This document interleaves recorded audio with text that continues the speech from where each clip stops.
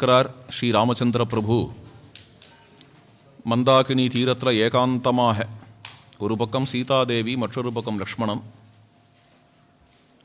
காலவேளை அனுஷ்டானங்களெல்லாம் முடிச்சுட்டு பரதன் ராமரை தரிசனம் பண்ண வரார். எல்லா ஜனங்களும் வந்துவிட்டா.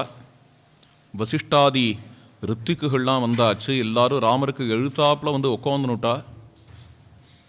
பரதனும் ராமரும் என்ன பேச போகிறா என்கிறத கூடியிருக்கும் பொழுது பரதன் மறுபடியும் எல்லாரையும் பார்க்குறார். பெரியவாள்லாம் இருக்கா இங்கே, அவள்லாம் பேசலாம் என்று தோன்றது பரதனுக்கு. நான் பேசி எடுபடுறதை விட நான் எல்லா விதத்துலையும் சின்னவன் ராமருக்கு. வசிஷ்டர் மலையாக உட்காண்டிருக்காரே, அவர் பேச மாட்டேங்கிறாரே, என்ன ஃபோர்ஸபுளாக பேச வேண்டாமா, அடித்து பேச வேண்டாமா?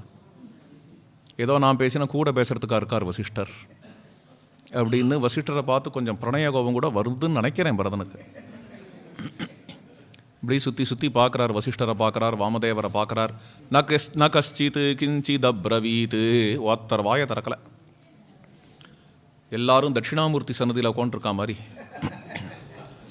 சனகாதிகள்லாம் தட்சிணாமூர்த்திகிட்ட உட்காந்துருக்கிறா மாதிரி வா. எல்லாரும் ராமரை பார்த்துட்டே அப்படியே குருஸ்து மௌனம் வியாக்கியானம்னு உட்காந்துனுட்டா. குருவே அப்படி உட்காந்துருந்தா என்ன பண்ணுறது? வசிஷ்டர் குரு இங்கே.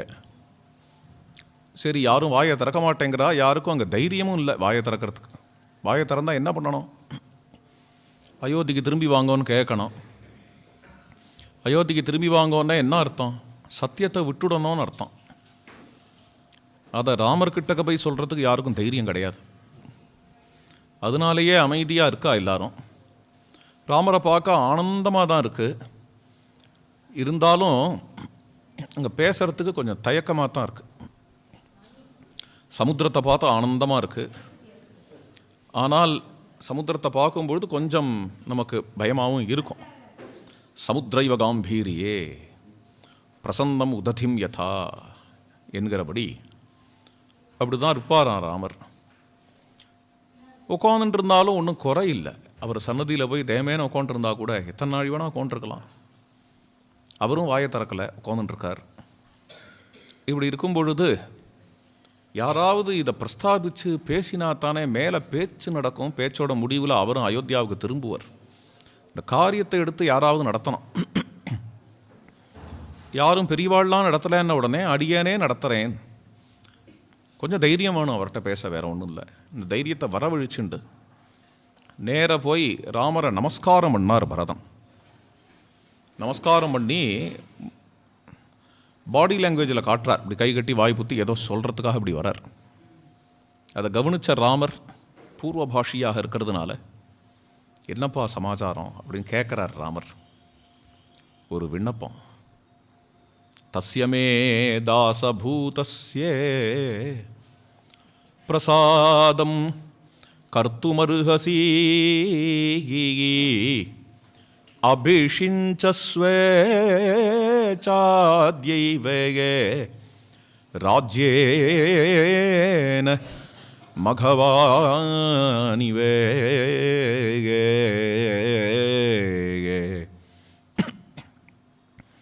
ஸ்வாமின் ஸ்வீகுரு சாம்ராஜ்யம்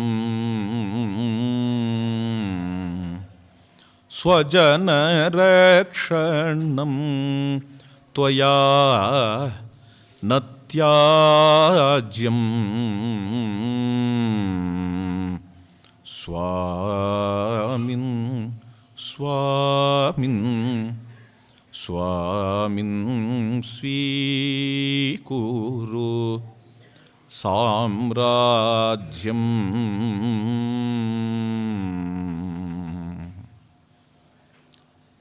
ராமாயணத்தில் தாசபூதஸ்யே என்று தன்னுடைய ஸ்வரூபத்தை பரதன் காட்டுகிறார். ராகவ சதகத்தில் ராமச்சந்திர பிரபுனுடைய ஸ்வரூபத்தை பரதன் காட்டுகிறார் சுவாமின்னு. ராமாயணத்தில் தாசபூதஸ்யன்னு வருது தான், இங்கே சுவாமின்னு வந்திருக்கு. ரெண்டும் ஒன்று தான்.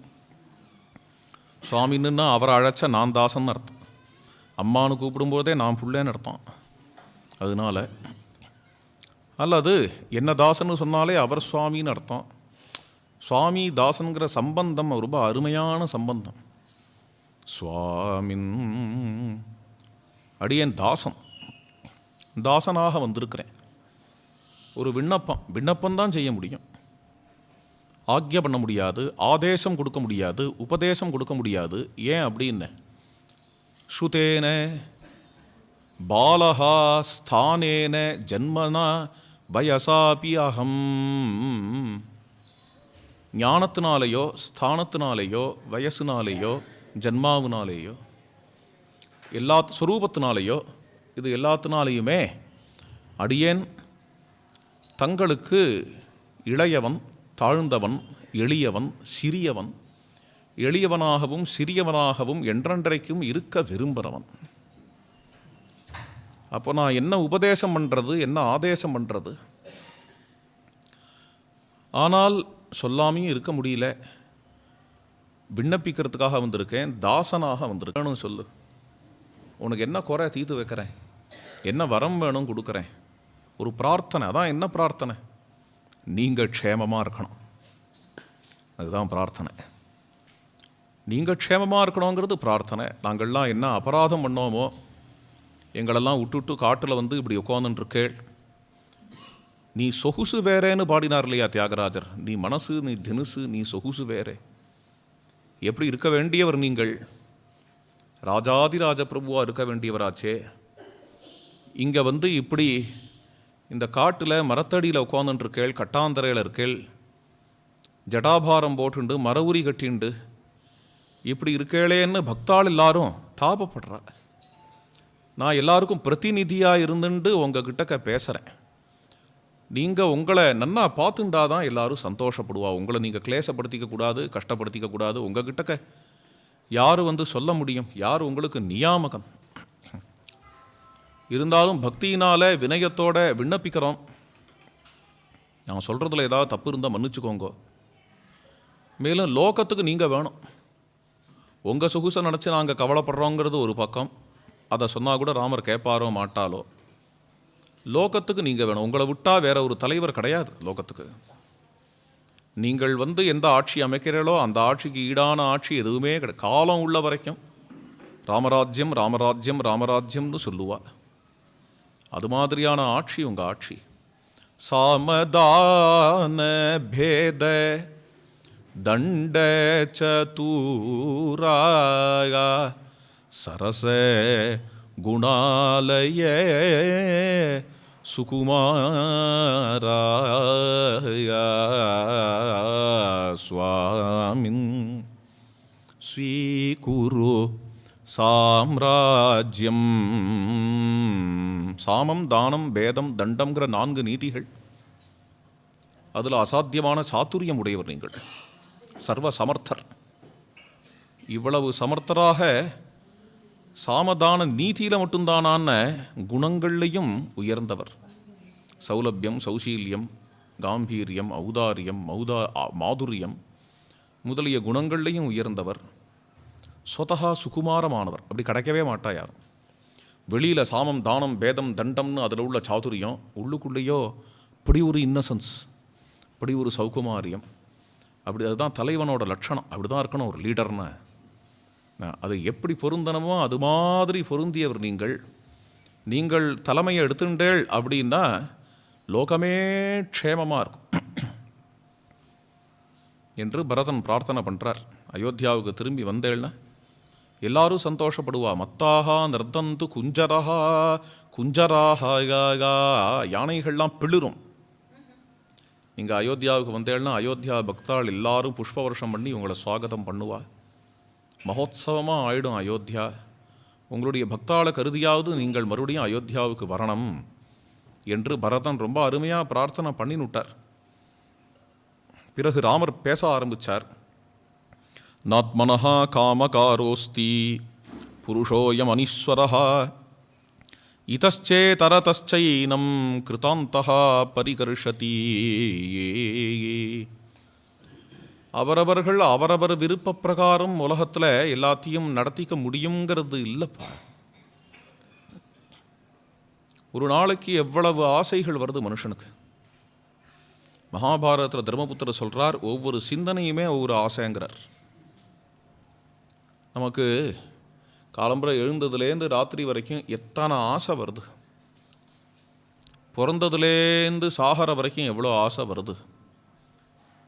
கனவுகள் நிறைஞ்ச வயசு, டீனேஜுங்கிறா இல்லையா, ஒரு 13 வயசுலேருந்து ஆரம்பிங்களேன், ஒரு 22 வயசு வரைக்கும் கனவுகள், அப்புறம் 22லேருந்து மறுபடியும் ஆசைகள், கிட்டத்தட்ட ஒரு 50 வயசு வரைக்கும் இருக்கும்னு நினைக்கிறேன். அப்படின்னு எனக்கு தெரியல, எனக்கு 50 நான் ரீச் பண்ணலை.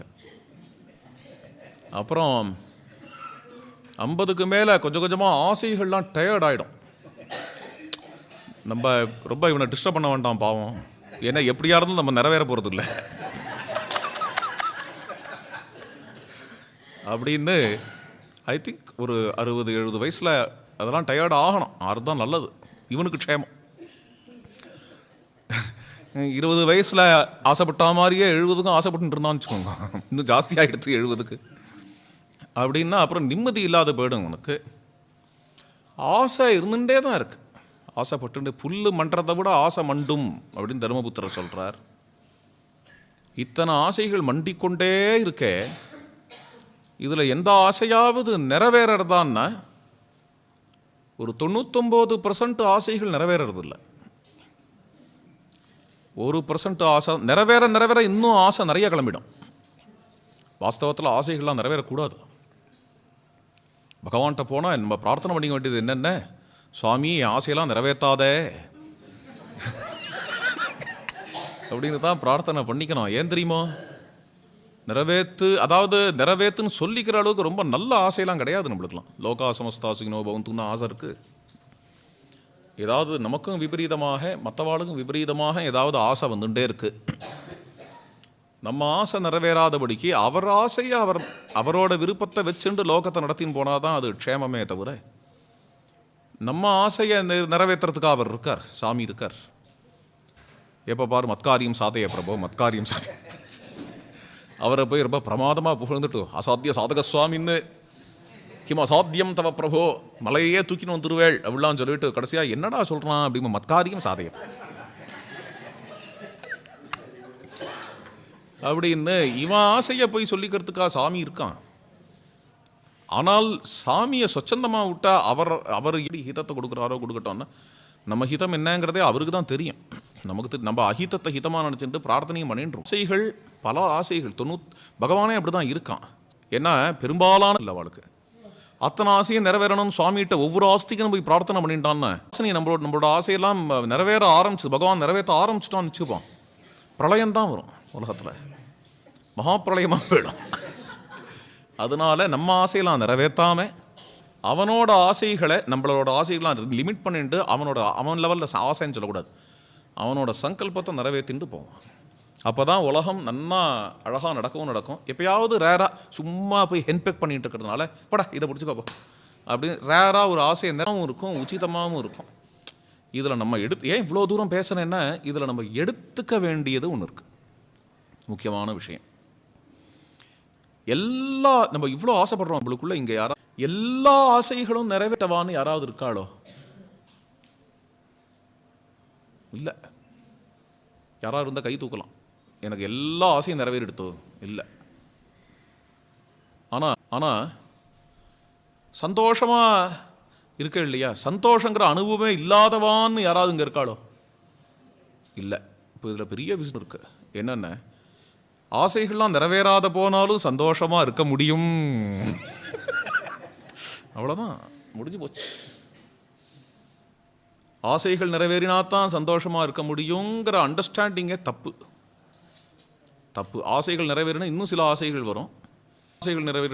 ஆசைகள் வரும். அதனால அதுக்கு ஹைட் என்ன, வெயிட் என்ன கலரில் இருக்கும், குட்டையாக இருக்குமா நட்டையாக இருக்குமா, கட்டை குட்டையாக இருக்குமா, குண்டாக இருக்குமா ஒல்லியாக இருக்குமா, தர்மத்துக்கு மெஷர்மெண்ட் என்ன, அல்லது இது மாதிரி சாப்பிட்ற வஸ்துவா ஏதாவது தர்மங்கிறது. ஏதோ ஒரு வார்த்தையை நம்மளா சொல்லிட்டு கூகுரிபிடிஸ் அப்படின்னு சொல்லிட்டு, இந்த கூகுரிபிடிஸ்கா தியாகம் பண்ணுறேன், கூகுரிபிடிஸ்கா கஷ்டப்படுறேன், கூகுரிபிடிஸ்கா அத்தை பண்ணுறேன் இத்தை பண்ணுறேன்னு சொன்னால் எப்படி இருக்கும்? அது மாதிரி இருக்குன்னா நீங்கள்லாம் பேசுகிறதெல்லாம் தர்மம் தர்மம்னு எதையோ பேசுகிறேன், கஷ்டப்படுறேன். பின்ன என்ன பண்ணணும் அப்படின்னா, பிரத்யக்ஷம் யத்ததா திஷ்டே பரோட்சம் பிருஷ்டத குரு. கண்ணுக்கு எழுத்தாப்புல எது தெரியறதோ, திராட்சை எடுத்து போண்டா இனிக்கிறது, அவ்வளோதான். அப்போ திராட்சை இனிக்கும், யூனிவர்சல். திராட்சை இனிக்கும். அப்போ திராட்சை வாங்கணும். நெய் போட்டு சாப்பிட்டா நல்லா இருக்கு, அப்போ நெய்யை வாங்கணும்.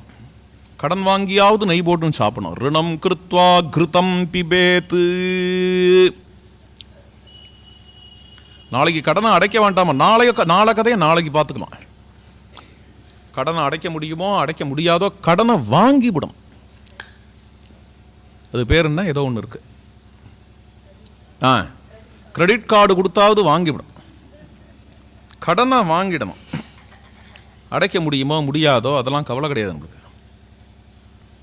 ஓய், என்கிட்ட நெய்யை வாங்கிட்டு போனீரே, நெய்யா இன்னும் கடனை அடைக்கலையே ஐயா அப்படின்னா, என்னையே வாங்கவே இல்லையாண்ணா, என்னைக்கு வாங்கினேன் அப்படின்னு கேட்டுவிடலாம். முடிஞ்சு போச்சு கதை. கடனை வாங்கவும் வாங்கிட்டு வாங்கலன்னு பொய் சொல்றீரா, இதுக்கு எவ்வளோ பெரிய நரகம் தெரியுமா? அடப்போய், நரகமா? நெய் இல்லாமல் சாப்பிட்றத விட பெரிய நரகமோ?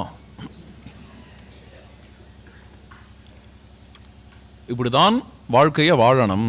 இதுக்கு லோகாயத்தம்னு பேரு. இப்போ ராஜ்யம் உமக்காக காத்துன்னு இருக்கு, வந்து ஆள வேண்டியதுதான். எவனாவது இப்படி ராஜ்யத்தை விட்டு போய் இங்கேயாவது யார் கதையாவது கேட்டிருக்க மாதிரி, யார் கதையிலையாவது இவ்வளோ லட்டு மாதிரி ராஜ்யம் கைக்கு வந்து அதை ஆள்றதுக்கான சக்தியும் இருந்து ஏதோ கண்ணுக்கு தெரியாத சத்தியம் தர்மம்னு ஒன்றுக்காக இந்த ராஜ்யத்தை விட்டுட்டு கிளம்பினார் அப்படி சொல்றார். ராமர் பதில் சொல்லும்போது ரொம்ப அழகா இருக்கு.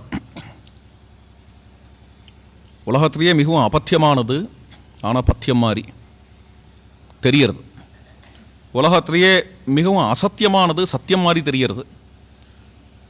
உலகத்திலேயே மிக அறிவுபூர்வமானது அப்படின்னு நினைக்கிறோம், ஆனால் அறிவே இல்லாதது, அறிவு கெட்டது அப்படின்னு ஒன்று உண்டுன்னா இப்போ இந்த முனிவர் என்ன சொன்னாரோ அதுதான், அந்த வாதம் தான்.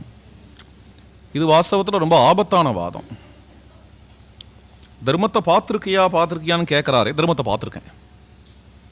தர்மத்தை பார்த்துருக்கியான்னு தர்மத்தை பார்த்தே கேட்கறது தப்பு, பொதுவாக சொல்கிறேன்.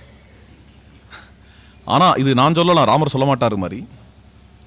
தர்மத்தை பார்த்துருக்கியா அப்படின்னா பார்க்குறோமே. தர்மம் இல்லாத சமூகம் எவ்வளவு தத்தளிக்கும் அப்படிங்கிறத பார்த்தாலே தர்மம் ஏன் வேணுங்கிறது நமக்கு தானாக புலப்படும்.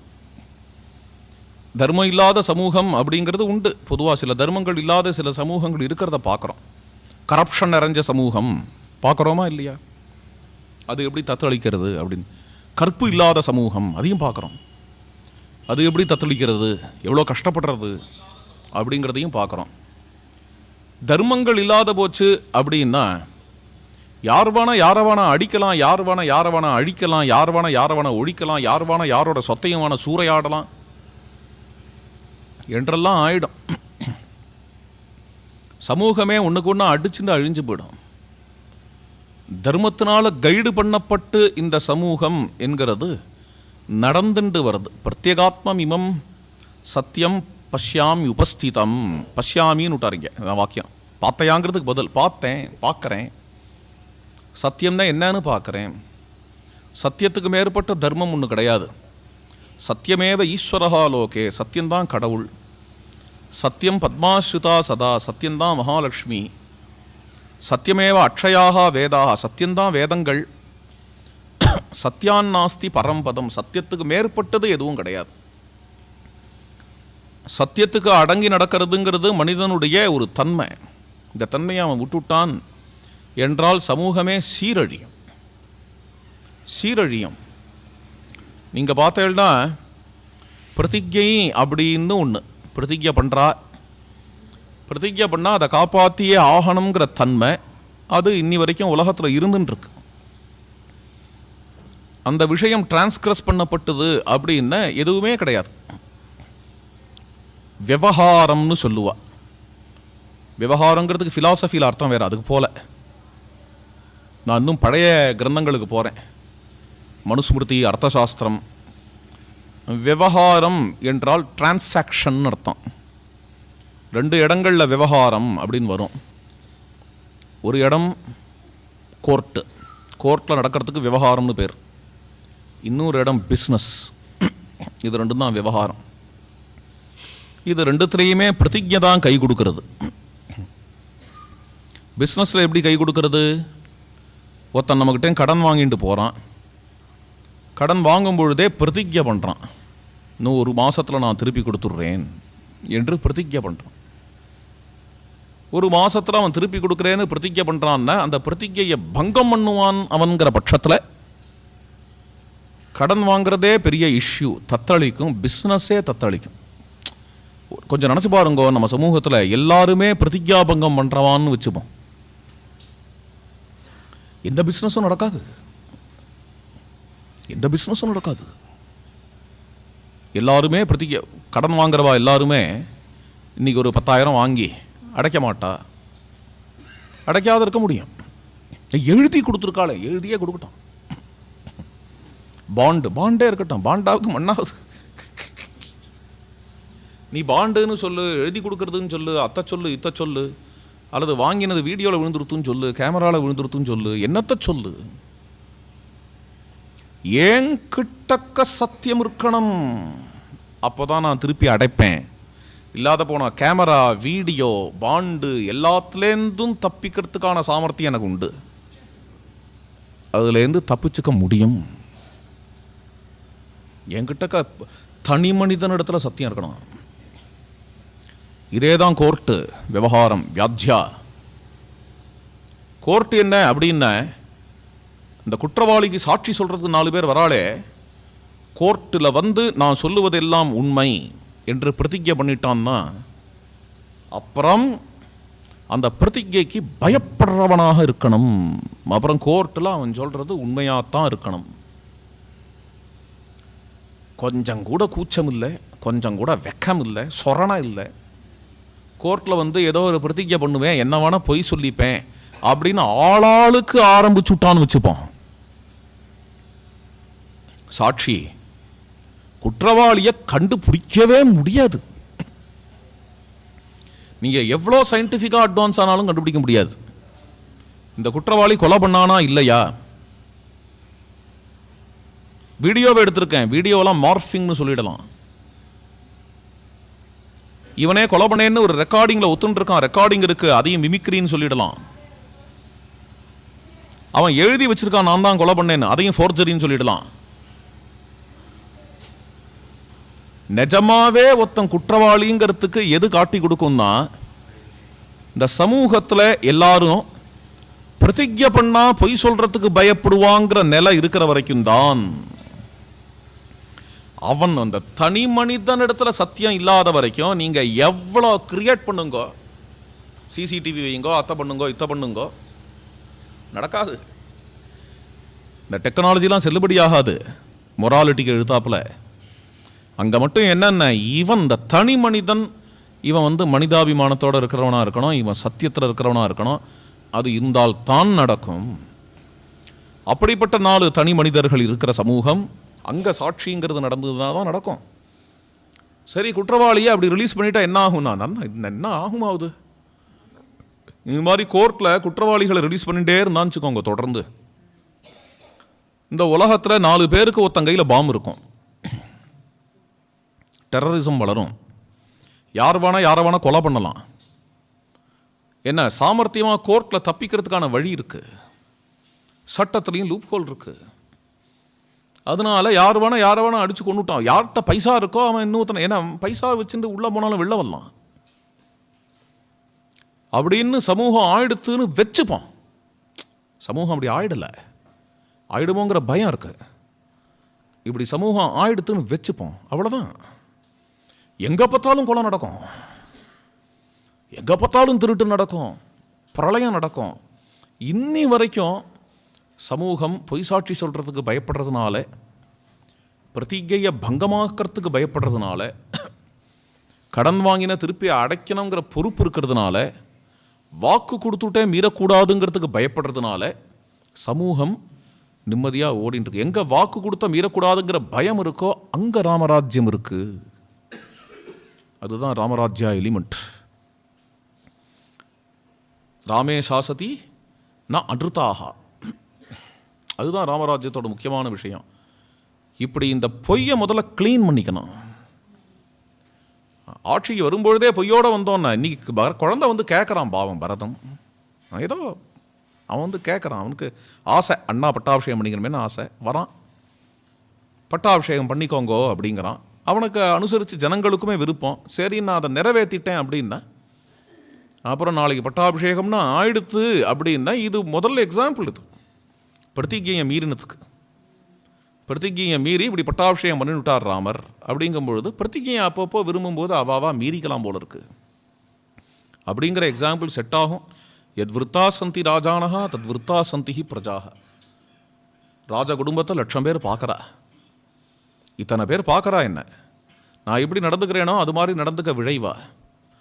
நான் இத்தனை பேரோட கரப்ஷனுக்கு ஆளாயிடுவேன் சமூகத்தில். அப்போ காப்பாற்றி ஆகணுங்கும் பொழுது எங்கேயோ ராவோட ராவா யாரோ ஒரு கிழவர் யாருக்கோ பண்ண பிரதிஜை, அதுக்கு இவ்வளோ இம்பார்ட்டன்ஸ் கொடுத்து இதுக்காக இவரோட ப்ரைம் ஏஜில் மனைவியோடையும் தம்பியோடையும் காட்டில் வந்து உட்காந்துருக்காருங்கிற கதை வெளியில் தெரிஞ்சதுன்னா, டேய் சத்தியத்துக்கு இப்படி தாண்டா இருக்கணும், சத்தியத்துக்கு கட்டுப்படணும் அப்படின்னு தானாக ஜனங்கள் கட்டுப்பட ஆரம்பிப்பா. அது மாதிரி என்னையே நான் க்ளீன் பண்ணிட்டுன்னா நாளைக்கு சிம்மாசனத்தில் வந்து உட்காரணும். அதுதான் ராமராஜ்யம். ராமராஜ்யம், ராமர் வரணும், ராமராஜ்யத்தை அமைக்கணும், ராமராஜ்யத்தை அமைக்கணும், ராமர் வரணும். பொய் சாட்சி சொல்லலாம், பிஸ்னஸில் கடன் வாங்கிட்டு அடைக்காத இருக்கலாம். அப்போ யார் வேணா யாரை வேணா அடிக்கலாம். அங்கே வந்துடும் அது. யார் வேணா யாரை வேணா கொலை பண்ணலாம், கோர்ட்டுக்கு போய் நான் குற்றவாளியே இல்லைன்னு நிரூபிச்சுக்கலாம் என்று தான் வந்து முடியும். அது இப்போ சத்தியத்துக்காக ரொம்ப ஆச்சரியமான அற்புதமான நடக்க முடியாத சரித்திரம், தியாக சரித்திரங்கள் நிறைய இருக்குது பாரத தேசத்தில். விசிபிளான ஏதோ ஒரு விஷயத்துக்காக தியாகம் பண்ணுவா. ஒரு தேசம்னாவது இருக்கும் அட்லீஸ்ட். தேசங்கிறதே கொஞ்சம் இன்விசிபிள் தான். அது தேசம் தேசத்துக்காக தியாகம் பண்ணா அப்படின்னோ, கண்ணப்ப நாயனார் கண்ணை பிடிங்கினார் தெய்வத்துக்காக தியாகம் பண்ணார்னோ, அது மாதிரியான கதைகள்லாம் நிறைய உண்டு. இது வந்து இன்விசிபிளான விஷயம். சத்தியத்துக்காக பண்ணுற தியாகம் தெய்வம் பண்ணால் அப்படி தான் பண்ணும். கதை தெய்வத்தோட கதை. என்ன தெய்வத்துக்காக பக்தாலாம் தியாகம் பண்ணுறா அந்த கதைகள்லாம் இருக்குது. தெய்வம் எதுக்காக தியாகம் பண்ணும்? தெய்வத்துக்கு ஒரு தெய்வம் உண்டான். நான் சொல்லலை, ராமர் சொல்கிறார். சத்தியமேவ, நம்மளுக்கெல்லாம் ராமர் தெய்வம் தான், ராமருக்கு சத்தியம்தான் தெய்வம். சத்தியமேவ ஈஸ்வரஹா லோகே. அவருக்கு சத்தியம் தெய்வமாக இருக்கிறதுனால தான் அவர் நம்மளுக்கு தெய்வமாக இருக்கார். சிம்பிள். சத்தியமேவ ஈஸ்வரஹா லோகே சத்தியம் பத்மாஸ்ருதா சதா சத்தியமூலானி சர்வாணி சத்தியான்னாஸ்தி பரம்பதம். எதை விட்டாலும் விடலாம், தர்மத்தை விட முடியாது இல்லையா? ந ஜாது காமாத்து ந பயாத்து ந லோபாத்து தர்மம் தெஜேது ஜீவிதஸ்யாபி ஹேதோஹோ அப்படிங்கிற விஷயம் ரொம்ப முக்கியமான விஷயம். மனிதன் முதல்ல மனிதனாக இருக்கணும் பாசிஷியாண்டா. எந்த மார்க்கத்தை எடுத்துக்கணும்னாலும் கர்மயோகம், ஞான யோகம், சாங்கிய யோகம், தியான யோகம், எதை சொல்லுங்க,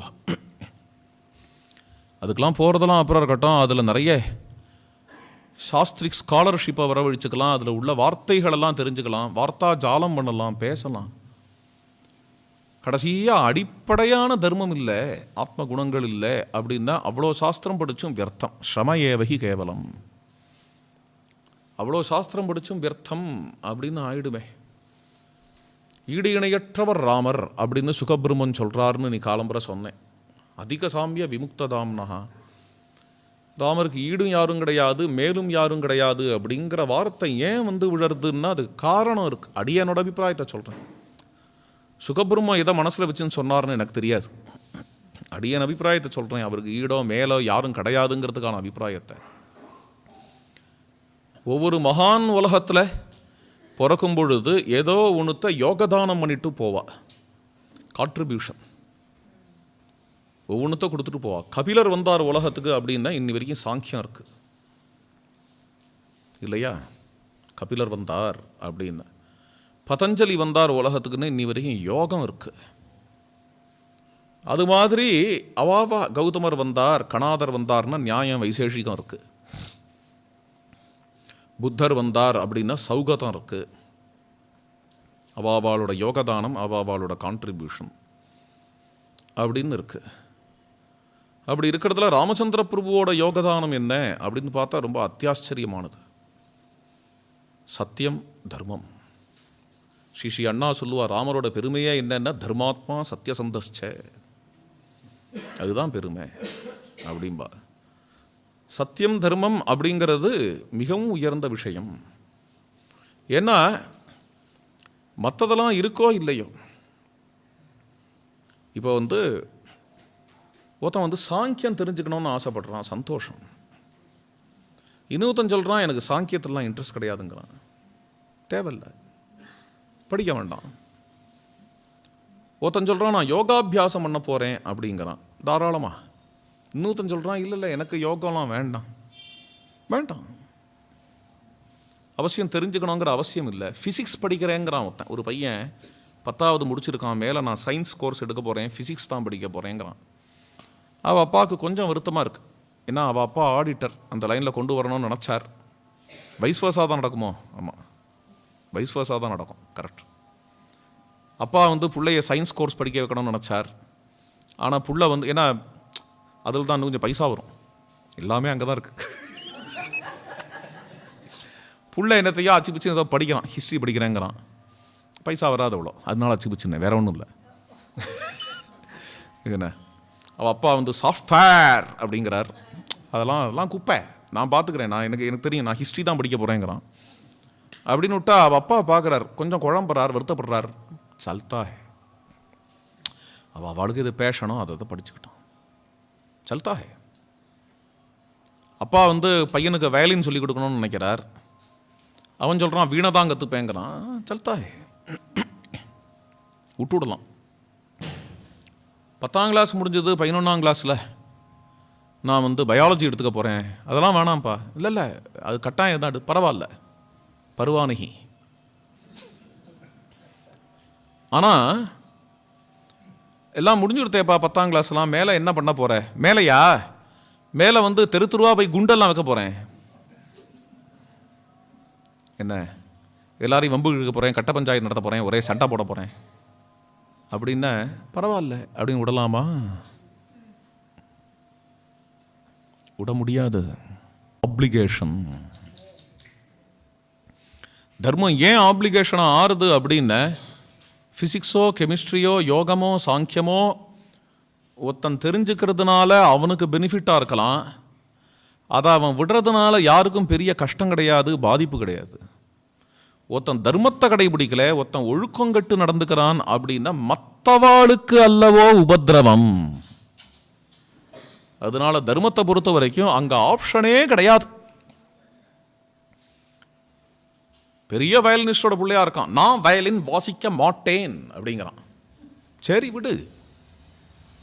ஆனால் நான் அயோக்கியனாக இருக்க போகிறேன், அது இண்டிவிஜுவலிட்டி. இந்த காலத்தில் குழந்தைகள்லாம் அப்படி இருக்குது, பாம் வைக்கிறேங்கிறது பரவாயில்ல, அதில் சின்சியராக இருப்பா, நீ எதை எடுத்துக்கிறையோ அதில் சின்சியராக அப்படின்னு சொல்ல முடியாது,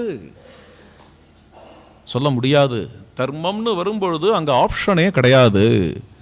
தர்மம்னு வரும்போது எது ஆப்ளிகேஷனோ, எதில் ஆப்ஷனே கிடையாதோ அதை கான்ட்ரிபியூட் பண்ண வந்தவர் யாரு? நம்பாளு ராமர். நீங்கள் சாங்கியத்தை அவாய்ட் பண்ணலாம், யோகத்தை அவாய்ட் பண்ணலாம், ஃபிசிக்ஸ் அவாய்ட் பண்ணலாம், கெமிஸ்ட்ரி அவாய்ட் பண்ணலாம், வயலின் அவாய்ட் பண்ணலாம், வீணை அவாய்ட் பண்ணலாம்.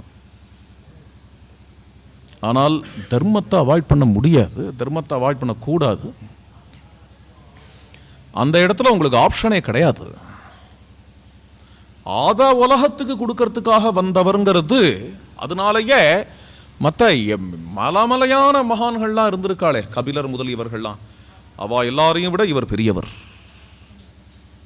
ஏன் அப்படின்னா மற்றவாள்லாம் ஆப்ஷனல், இவர் ஆப்ளிகேஷன். இவரோட கதையே ஆப்ளிகேஷன்.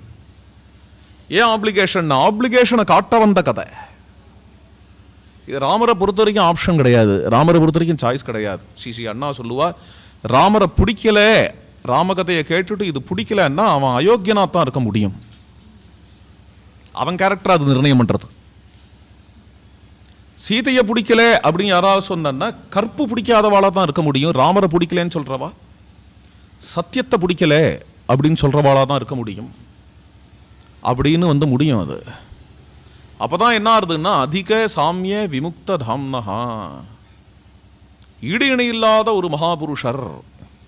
ராமர் காட்ட வந்தது என்ன? After all பித்ருபக்தி, மாதృபக்தி, சத்தியனிஷ்டை, சொதாரனிஷ்டை. சீத்தை காட்ட வந்தது என்ன? பாதிவிரத்திய தர்மம். இது யாருக்கு வேண்டாம்? யார் கூடாதும்பா? யாருக்கும் தான் ராமரோட ஆத்ம குணங்கள்னு அயோத்தியா காண்ட முதல் 2 சர்க்கம் அன்னைக்கு உபன்யாசம் பண்ணேனே.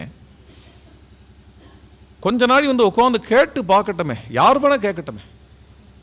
அது ஒரு கிறிஸ்துவனாக இருக்கட்டும், அல்லது நம்ம பாயா இருக்கட்டும், அல்லது கம்யூனிஸ்டாக இருக்கட்டும், யார் வேணா கேட்கட்டும்.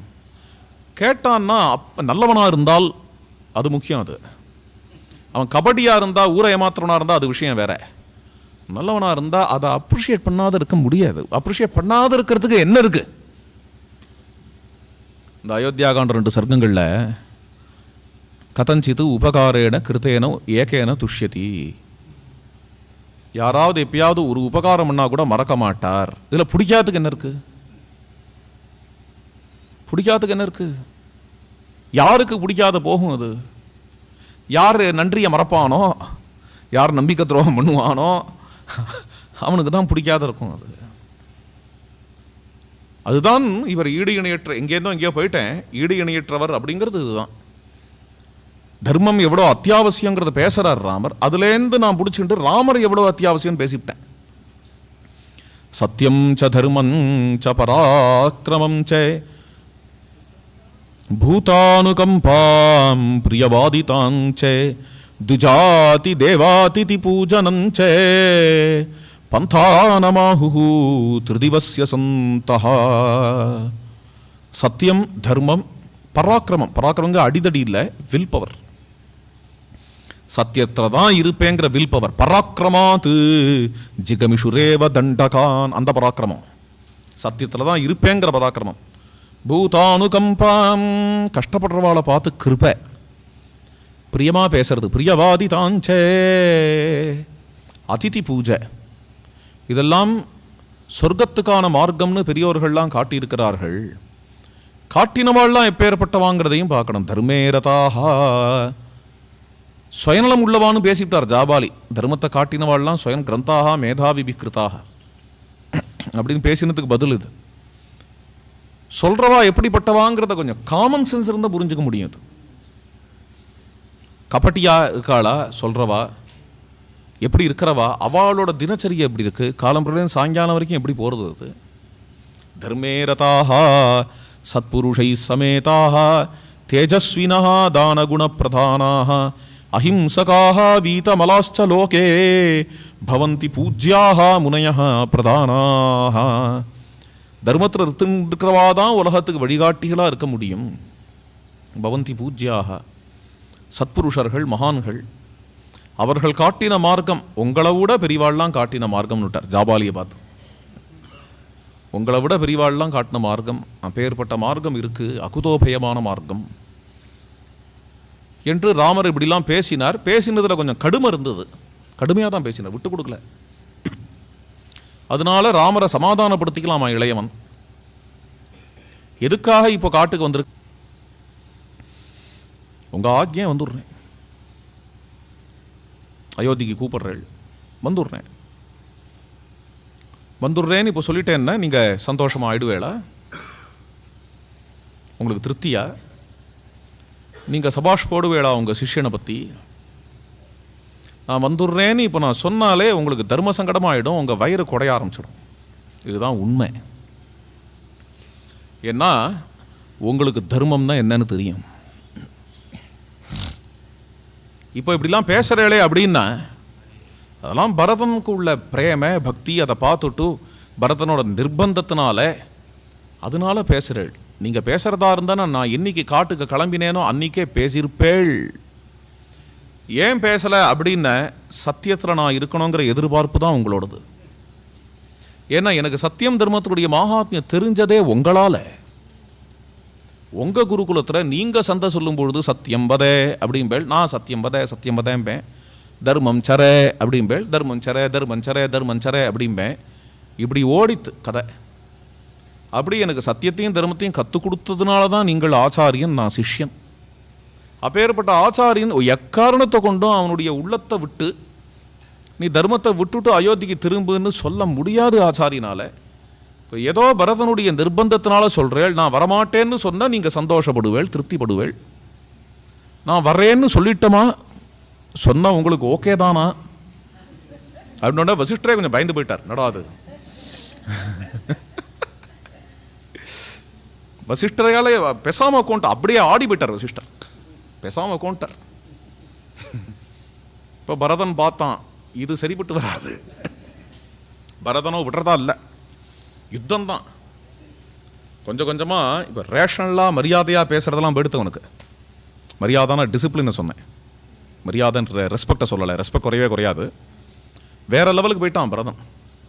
என்ன போனான் அப்படின்னு ஜனங்களெல்லாம் திடீர்னு பார்த்தான். ஜனங்களே நீங்கள்லாம் சேர்ந்து கேளுங்கோ, எல்லாருமா சேர்ந்து தர்ணா பண்ணுங்க. ஜனங்கள்லாம் அப்படியே சொரத்தே இல்லாமல் கொண்டிருக்கா. 2-3 முறை சொல்லி பார்த்தான். அவள்லாம் சொன்னா எவ்வளோ கேட்டாலும் வரமாட்டார்ப்பா, அவரோட சத்தியனிஷ்டை அது மாதிரி. அதுதான் அன்றைக்கே சொன்னோம், அவர் காட்டு கிளம்பும்பொழுதே எல்லாம் பண்ணி ஆயிடுது. நீங்கள் தான் மறுபடியும் ஏன் நிறுத்தலை ராமரை ஏன் நிறுத்தலைன்னு கேட்டுட்டு இருக்கேள் நீங்கள், உங்கள் பக்தியாலா எல்லாம் ஆயிடுத்து, நீங்கள் அன்றைக்கி இருந்து பார்த்துருக்கணும் நீங்கள் அப்படின்னுட்டா ஜனங்கள்லாம். சரி ஜனங்களும் கை விட்டுட்டா அப்படின்ன உடனே பரதன் அதுக்கு மேலே என்ன பண்ணுறது அப்படின்னு தெரியாமல் அடுத்த பிடிவாதம் என்னென்ன, சரி நான் பிடிவாதம் பண்ணுறேன், அந்த ராமர் திரும்பி வராத வரைக்கும் நான் இங்கே அன்ன ஆகாரம் இல்லாமல் சத்தியாகிரகம்னு உட்காந்துக்க போகிறேன். இகமே ஸ்தண்டிலே சீக்கிரம் குசானாஸ்தர சாரதே அப்படின்னு தர்பைகளை எடுத்து போடுப்பா சாரதி, நான் சத்தியாகிரகம் பிராயோபவேசம் பண்ண போகிறேன். ராமர் திரும்பி வர வரைக்கும் சாப்பிட மாட்டேன், தூங்க மாட்டேன், பருக மாட்டேன் எதையும் அப்படின்னு தர்பையில் உட்கார போகிறார். ராமர் ஓடி வந்து பரதனை கட்டி எழுப்பிட்டார். இந்த காரியங்கள்லாம் நீ பண்ணாதப்பா, உன் விஷயம் இல்லை அது. உன் பிரஜைகள்வான ராஜாவுக்காக சில விஷயங்களை ஸ்ட்ரைக் பண்ணி பிடிவாதம் பண்ணலாம். க்ஷத்ரியாளாக இருக்கக்கூடிய நம்ம யாரை நோக்கி ஸ்ட்ரைக் பண்ணுறது? இது மாதிரி காரியங்கள் மூர்தாபிஷிக்தர்களுக்கு கிடையாது, அது மாதிரி செய்யப்படாது அப்படின்னு ராமர் தடுத்துட்டார். என்னை தொடுங்கிறார். மாம்சஸ்பிருசே ததோதகம், என்னை தொட்டு எழுந்துரு அப்படின்னு ராமர் சொல்கிற அழகு.